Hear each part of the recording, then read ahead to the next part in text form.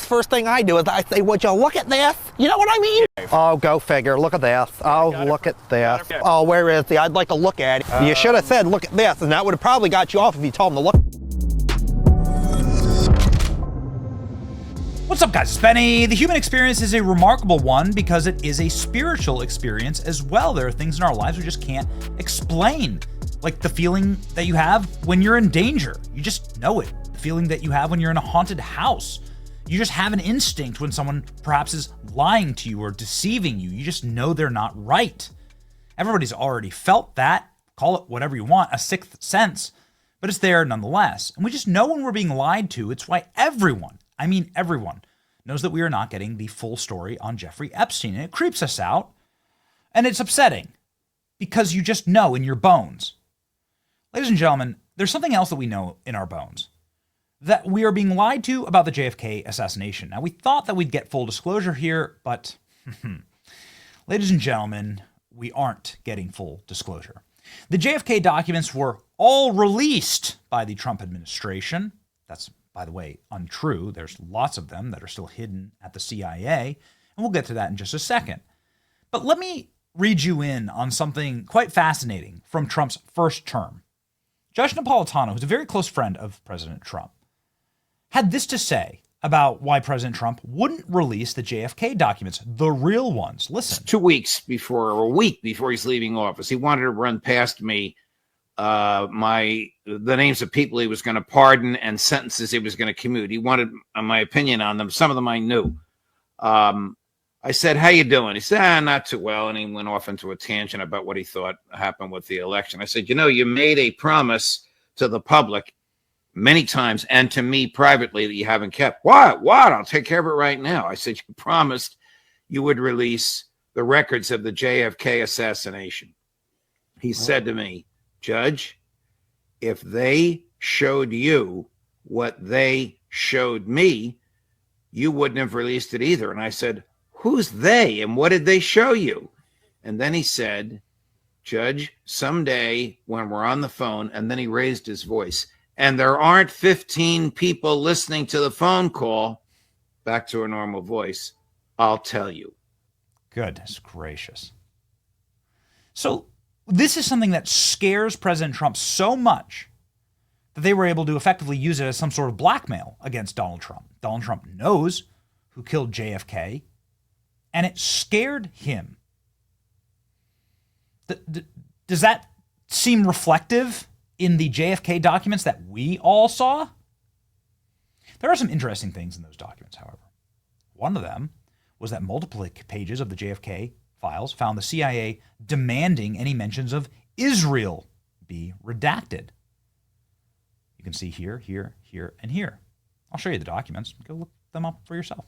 See if you come to the same conclusion. The unredacted JFK files reveals that CIA counterintelligence chief James Angleton secretly helped Israel obtain a nuclear weapon, defying John F. Kennedy's wishes. The documents confirm the atomic technology and plutonium were transferred through intermediaries, with Angleton admitting to meeting with Israeli officials. He warned about the need for secrecy, fearing the fallout with the White House if it became public. Again, feel free to look the documents up yourself. You can go see. Now, this is hardly news. We know as a absolute matter of fact that JFK did not want Israel to have the nuclear bomb. Remember, only 2 or 3 countries at the time had a nuclear weapon, and Israel was like a country that's 2 days old. Well, how the hell are they supposed to be handling atomic energy, right? Obviously. How Israel deceived the U.S. and built the bomb. Israel effectively was able to lie, cheat, and steal its way into having a nuclear weapon. Israel's first leader, David Ben-Gurion, initiated Israel's nuclear project in the mid to late 1950s, establishing Israel's nuclear complex at Dioma during the period when only 3 countries had nuclear weapons. They assembled their first nuclear devices a decade later. Against stiff U.S. opposition led by JFK, Israeli leaders were determined to reach their goals. They lied to the U.S. They effectively, according to a lot of documents, they set up fake nuclear reactors for U.S. inspectors. They had a secret, off-the-books nuclear program. JFK tapped Jewish scientists to prevent Israeli nuclear program, documents showed. but they refused to let him inspect their nuclear facilities. This is what the documents show. President Kennedy gave Israel strong warning about its nuclear reactor. President Kennedy was very angry that Ben-Gurion, as I wrote, Mr. Ben-Gurion's government commitment and support of Israel could be seriously jeopardized if we thought that they were able to potentially maintain and attain a nuclear weapon.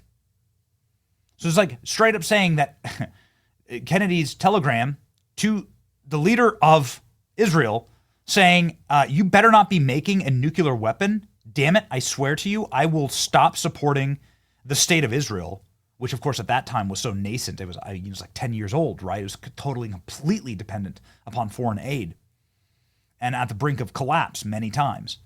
He said, we will pull the plug if we think that you're trying to develop a nuclear device.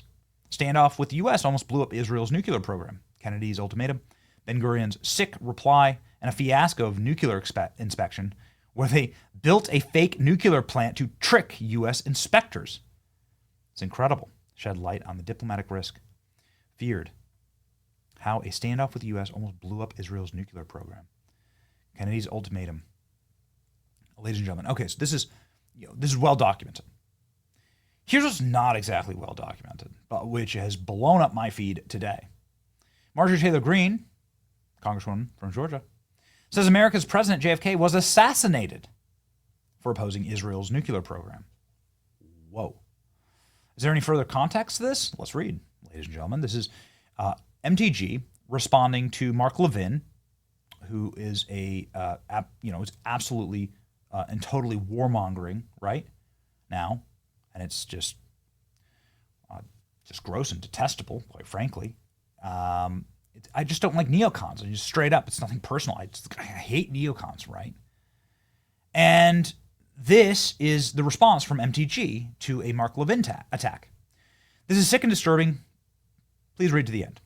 Mark, you have the exact same tone and language of the psychopaths who send me death threats every single day. You should be fired from Fox News. Shame on Fox if they condone this.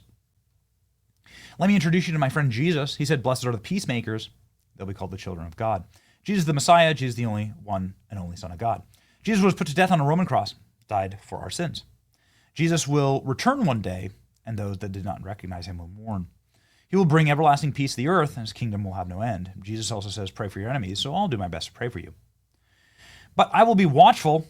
There was once a great president that the American people loved. They did love JFK a lot. He opposed Israel's nuclear program, and very publicly, and then he was assassinated.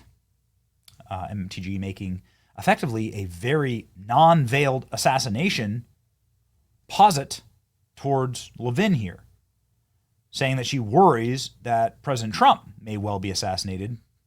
I mean, you have to follow through here on the logic for opposing Israel and Israel's wars right now, which Donald Trump does. And he's made that very, very clear today. I oppose war, including wars Israel rages. Should I feel that my life is in danger now too? What about President Trump, who strongly rebuked Israel this morning and continuing to attack Iran? This is the point that she's making. I guess tacitly saying that Israel, at the very least, had a hand in the killing of JFK.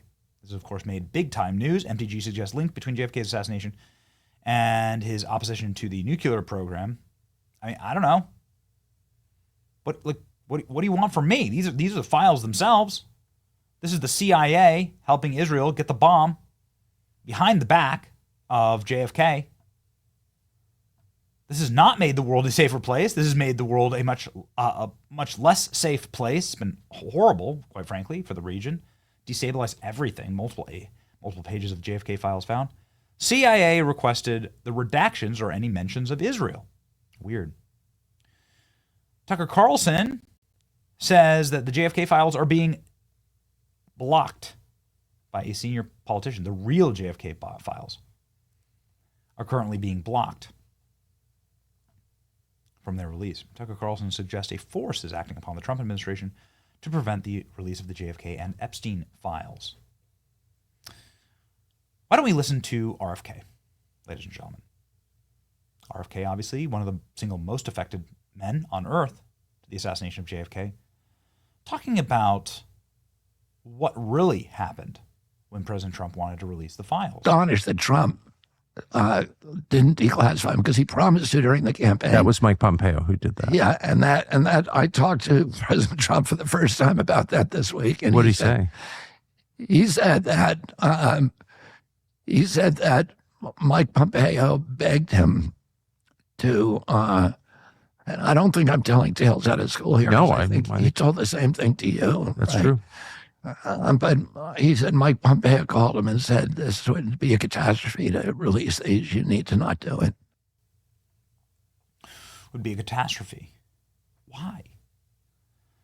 Yeah, it's like the same thing that you always say, right? When you're guilty, you act guilty. Again, it's in your bones. You know when someone's guilty. You'd see it. Sweat, perspiration. That's why lie detectors work. There's something, the autonomic nervous system, there's something that happens that kicks in. It changes you. You feel it. You know it. People are acting guilty here. I'm not saying I have any further evidence. I can just present to you what's publicly available. But I'm saying that there's people who had major motivations for JFK to die. Obviously, Lyndon Baines Johnson was probably chiefly among them, but there were quite a few. And why the extreme cover-up? Why the stress? Why the panic? Why the freakouts here? Why are there so many people that are saying, either it's Judge Napolitano or it's RFK himself saying, if you release the true reason why who truly killed JFK, then it's all over, right? Then it'll all be over. Well, does that match the release we got? Of course not. Someone's hiding something. Someone's acting guilty. They sure as hell are acting guilty. We'll see if it plays out. Maybe MTG knows more than we do. We don't know. But, ladies and gentlemen, those are the questions. Hopefully, someday, we'll get the answers. Don't hold your breath. It's your boy Benny. Like, share, and subscribe for more truth, or at least interesting questions. See you.